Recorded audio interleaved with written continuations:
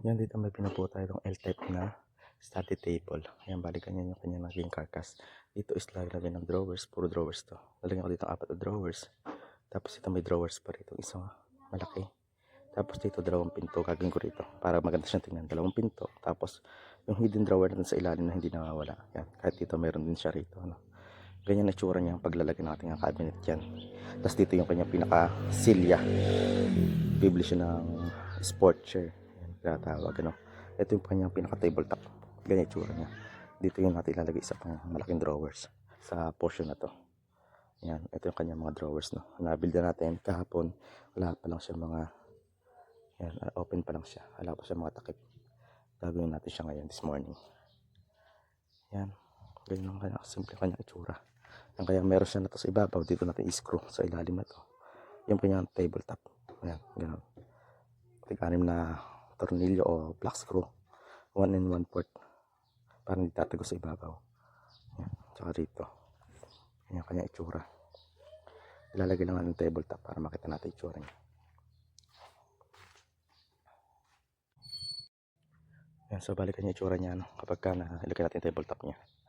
Naka L-type kasi siya. Tapos gaming chair dito.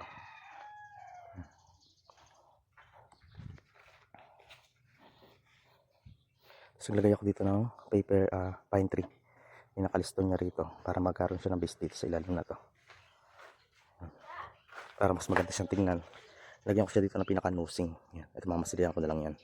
Para gumanda siya, no? Itsura niya. Ito ang naging purpose kasi nito. Yung lalagyan natin dito kasing drawer. Kaya may malapad dito. At the same time, pampatigas na rin dito sa ating tabletop. Naglagay nga tayo rito na ayan.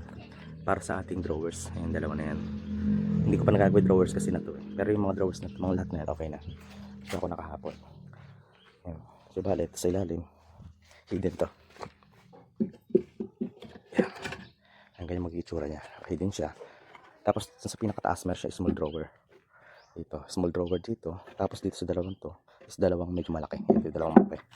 Ito kanyang dalawang malaki. Tapos ito naman sa, although dito may 2 pinto, gagawa naman ako dito ng hidden drawer din sa pinakailalim to. Para space savers sa talaga, no? Lahat ng space niya, tapos ginawan talaga natin siya ng drawers para hindi masayang yung may espasyo. Yan, meron tayo dyan. Proceed na tayo ngayon.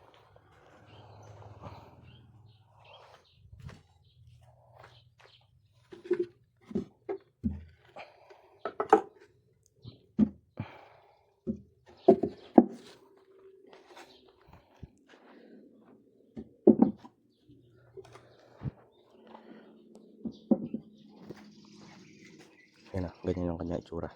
Yan, may small drawer sa taas, tapos dalawang malaki, may hidden drawer dito.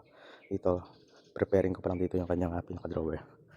Yan, meron tayo kasing lalagyan dyan. Kaya naglalagay tayo ng sanepad para hindi makita drawer dun sa kabila. Yan o. Tapos dito yung ating isa pang hidden drawer, then 2 doors na lalagay ko rito. Pangit kasi pagka isang door lang kasi medyo malapad yung ginawa ko rito para hindi masayang space niya. Yan, dyan sa portion na yan. Tapos dito kasi may cutting pa yan eh. Meron siya ditong wall. Ikakat pa natin siya muna pag ganyan. Doon ko na siya ikakat. Pero preparation, mahaba muna siya. Pero baka makat hanggang dito. Depende sa magiging sitwasyon natin doon sa pinakabahay. Kasi gawa nga na may sopa din sa iba, dito sa portion na iba to. May sopa dyan. Baka tumama to. Magkakat tayo rito. Pero pagka wala ng sopa, magkakat na lang ako rito. Ganun ang mangyayari dyan. So, bali ito na yung kanyang study table na L-type. Bali ito yung natsura niya. Yan.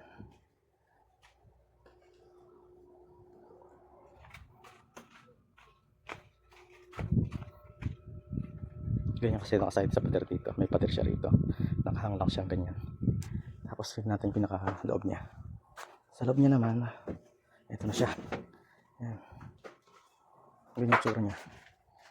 Yan. So bali yung 2 pinto. Nakangat yan. Nakangat yan. Hindi ka na nalagay mo na concealing just kasi tatanggalin ko din naman agad. Yan. Bali 2 pinto ginawa ko dyan. Ayan. Bali open siya ganyan. 2 para hindi masyadong malaki. Yan ginawa natin. Siyempre meron din siya. Tapos ito dito sa kabilang side. Tapos meron din siyang hidden drawer sa part na yan. Ayan. Parang design lang siya pero normally drawer yan. Ayan. Ayan. Para talaga ma-customize lahat ng gamit. Drawer siya dyan. Tapos ito. Drawer din siya rito. Drawer din siya yan. Ayan. Puro drawer siya. Ito drawer din to. Ano? Drawer din. Drawer din siya. Then drawer din to. You know.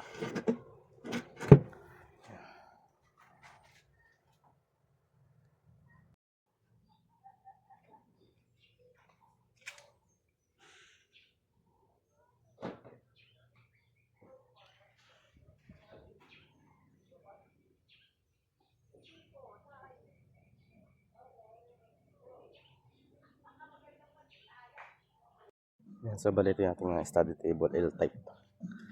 Bali ang itsura ng L-type natin. Yan, dito yung pader sa gilid natin. May pader siya rito. Tapos dito yung pinaka chair niya. Yan, ginawa natin siya rito ng dalawang pinto. Para hindi masyadong malaki yung kanyang kabig ng pinto. Yan. Tapos meron tayong isang shelf dyan. And then doon sa ilalim meron pa siyang drawers. Yan. Tapos dito meron pa rin malaking drawer. Yan. Dito may tatlong drawers, isang maliit, ito medyo maliit, ito malaki to. Yan. Meron pa ulit sa ilalim yan dito.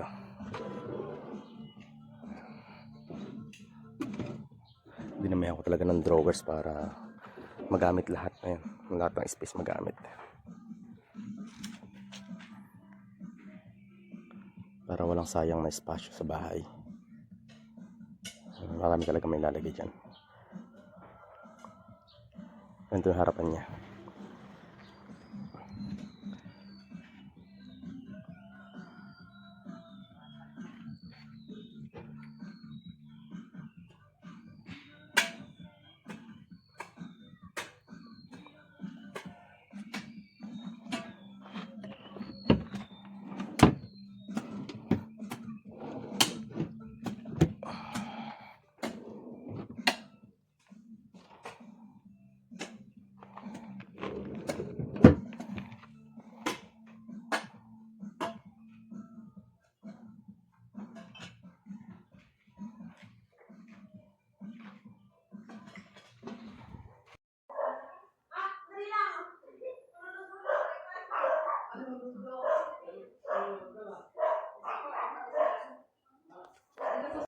Ito na yung final na ginawa natin na study table, L-type study table. Yan, naglagay tayo ng ABR dyan para sa computer. Ito yung kanyang pinakaharapan, dito yung kanyang loob, dito yung bangko. Dito yung bangko, ano yung itsura niya. Meron siyang 2-door. Yan, meron siya hidden dito. Tapos yung pinakasaksakan niya, yan, binutas natin siya rito para sasaksak dito. Ito saksakan niya, parang naya-unplug pa rin. Kahit na just in case of emergency, ma-unplug pa rin siya. Yan, nabutas na lang tayo rito para makapasok itong plug dito sa EBR. Doon natin siya pinadaan sa likod para mas malinis siyang tignan. Tsaka nasasaksak. Okay. Okay na siya. Ngayon, in case of emergency, mahugot pa rin siya. Yan.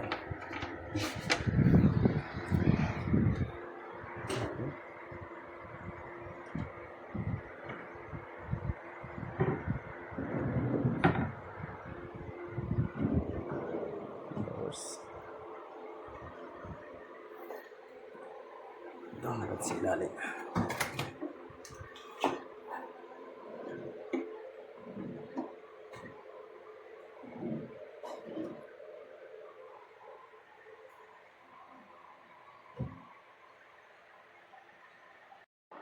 Hindi ko na tayo.